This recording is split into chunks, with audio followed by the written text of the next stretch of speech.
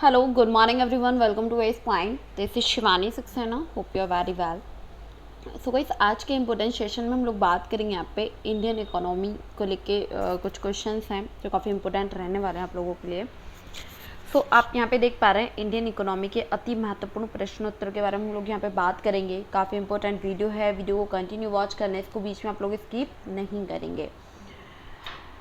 सो चलिए बात कर लेते हैं हम लोग.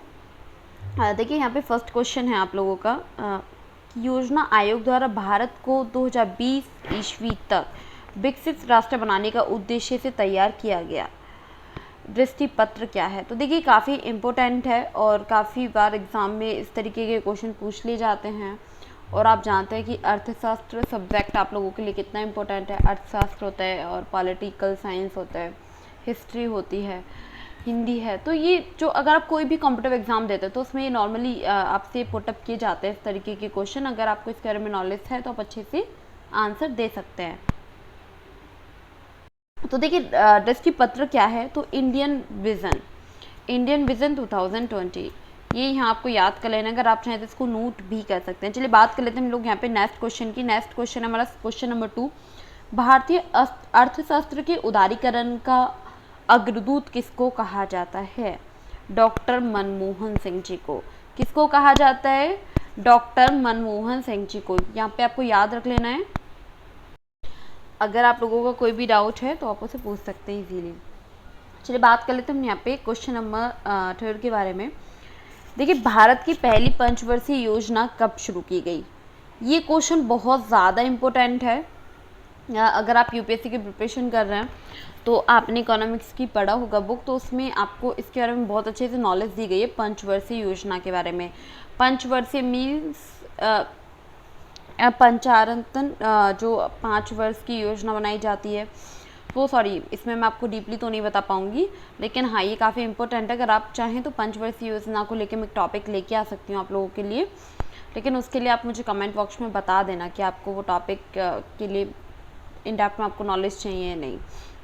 तो 1 अप्रैल 1991 में इसकी शुरुआत की गई थी पंचवर्षीय योजना की भारत में. तो आपको याद रख लेना है. चलिए बात कर लेते हैं क्वेश्चन नंबर 4 के बारे में. देखिए क्वेश्चन नंबर 4 क्या है कि बुल और बियर शब्द किससे संबंधित है. तो ये शेयर बाजार से संबंधित है और ये काफ़ी इंपॉर्टेंट क्वेश्चन है. काफ़ी बार ये पुटअप भी कर लिया जा चुका है. क्वेश्चन नंबर 5 की बात करें तो देखिए अंत्योदय जो कार्यक्रम है उसका उद्देश्य क्या था. इसका मेन उद्देश्य के बारे में बात करेंगे. तो गरीबों को सबसे मतलब गरीबों की जो सबसे अधिक गरीबों की सहायता करना, कि गरीब जो होते हैं, जो गरीब फैमिली होती है, तो उन लोगों की ज़्यादा से ज़्यादा सहायता करना. गरीबों में जो अधिक गरीब है, सबसे अधिक गरीब उन लोगों की सहायता करना ही इसका मेन उद्देश्य था. तो आपको यहाँ पे पता चल गया. चलिए बात कर लेते हैं हम लोग यहाँ पे 6 क्वेश्चन की. और 6 क्वेश्चन में आपसे पुटअप किया गया है कि ग्रामीण क्षेत्रों में गरीबी का जो आकलन है उसके हेतु किस सूचकांक के आधार माना गया है. तो देखिए कृषि श्रमिकों के उपभोक्ता हैं, उपभोक्ता मूल्य सूचकांक इसको माना गया है. और ये काफ़ी इंपॉर्टेंट क्वेश्चन है, आप इसको नोट ज़रूर कर लेना. चलिए बात कर लेते हैं. देखिए भारत निर्माण योजना का संबंध किससे है. तो अव्यवस्थापन जो विकास है उससे संबंध रखता है. भारत निर्माण योजना का संबंध इससे है, तो इसीलिए आपको ये भी याद रख लेना है. चलिए बात कर लेते हैं क्वेश्चन नंबर 8 की. देखिए क्वेश्चन नंबर 8 में आपसे क्या पूछा गया है कि किस प्रदेश में सर्वाधिक अनुसूचित जनजातियां निवास करती हैं. मध्य प्रदेश में. किस प्रदेश में सबसे ज़्यादा अनुसूचित जनजातियां रहती हैं. तो कहाँ रहती हैं. मध्य प्रदेश में, एमपी में.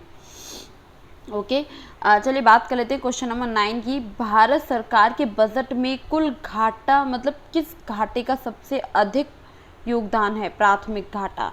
बहुत ज़्यादा इम्पोर्टेंट है और इकोनॉमिक्स के ये वो क्वेश्चन है जो हर एग्ज़ाम में पुटअप कर लिए जा चुके हैं या फिर करे जाते हैं और आगे करे भी जा सकते हैं. तो इसीलिए क्वेश्चन मैं आप लोगों के लिए लेके आई हूँ और आपको वीडियो को वॉच करना है और क्वेश्चन को लर्न भी करना है. तो कौन सा घाटा है. प्राथमिक घाटा. आपको यहाँ नोट कर लेना है. प्राथमिक घाटा. ओके चलिए बात कर लेते हैं नेक्स्ट क्वेश्चन नंबर 10 की. आपको पता है कि प्रथम पंचवर्षीय योजना में किस क्षेत्र को सर्वाधिक प्राथमिकता दी गई है? कृषि को। तो इसमें पंचवर्षीय योजना में सर्वाधिक प्राथमिकता किसको दी गई है? कृषि को दी गई है। इससे नेक्स्ट 4 पॉइंट और आते हैं, उसके बारे में भी मैं आपको नॉलेज दूंगी। चलिए बात कर लेते हैं हम क्वेश्चन नंबर 11 की। देखिए, इस समय भारत का सबसे बड़ा राष्ट्रीयकृत उद्यम कौन सा है? तो भारतीय रेलवे सबसे बड़ा है भारत में, तो इसीलिए आपको इसके बारे में भी नॉलेज होना चाहिए। वीडियो के एंड तक आप लोगों को बने रहना है, क्योंकि अभी और क्वेश्चन बाकी हैं जो आपके एग्जाम के लिए इम्पोर्टेंट है। चलिए बात कर लेते हैं नेक्स्ट है हमारा 12, और 12 क्वेश्चन में पूछा गया है कि बजट घाटे का अर्थ क्या है? बहुत ज़्यादा इम्पोर्टेंट है, नॉर्मली भी पूछ लिया जाता है कि बजट घाटे का अर्थ क्या है। नॉर्मली आपसे कोई कैंडिडेट, कोई भी पर्सन आपसे पूछ सकता है, सामने वाला, क्योंकि आप इसके प्रिपरेशन कर रहे हो, अच्छा मुझे आप ये बताओ कि बजट घाटे का अर्थ क्या है। नॉर्मली मैं भी आपसे पूछ सकती हूँ, मेरे जैसे कोई काफ़ी ऐसे पर्सन्स हैं जो पूछ सकते हैं, ठीक है। तो कुल जो प्राप्तियों एवं कुल खर्चों में जो अंतर है उसको बजट घाटे कहा जाता है, ठीक है। बजट घाटे का जो अर्थ है वो ये होता है, कुल प्राप्तियों एवं कुल खर्चे में अंतर। तो आपको याद रख लेना है, बहुत नॉलेज लेवल क्वेश्चन है, बहुत अच्छा क्वेश्चन है ये। चलिए बात कर लेते हैं नेक्स्ट क्वेश्चन नंबर 13 की, और 13 में पूछा गया है कि भारतीय रिजर्व बैंक की स्थापना कब की गई थी? ये आपका इकोनॉमिक्स में आपने बुक पढ़ी होगी, तो उसी में आपको दिया गया है भारतीय रिजर्व बैंक के बारे में बहुत। तो उसमें से फर्स्ट ऑफ ऑल आपको यही बताया गया है कि जो इसकी स्थापना है भारतीय रिजर्व बैंक की कब की गई थी? 1 अप्रैल 1935 में की गई थी। कब की गई थी? 1 अप्रैल 1935। ओके, आप इसको नोट कर लेना। चलिए बात कर लेते हैं नेक्स्ट क्वेश्चन की, और आपका नेक्स्ट क्वेश्चन है भुगतान संतुलन के विपरीत होने की दशा में कौन सा कदम स्थिति सुधारने में सहायक होगा? कि जिस टाइम पे जो संतुलन है वो बिगड़ रहा हो, तो उस टाइम पे ऐसा कौन सा कदम है कि वो इस स्थिति को सुधार सकता है? तो अवमूलन। ओके, कौन सा शब्द है वो?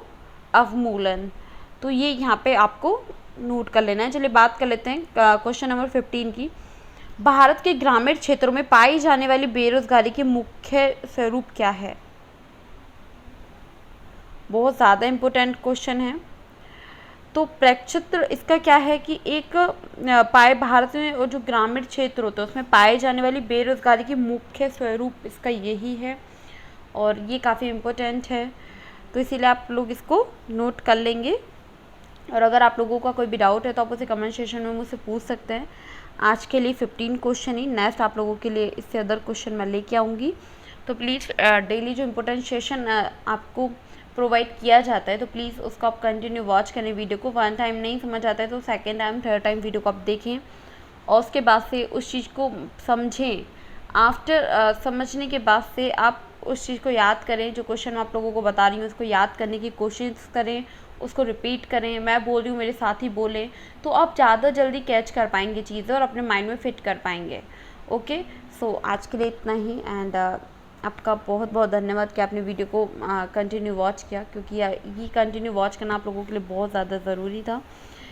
सो बाय बाय, टेक केयर।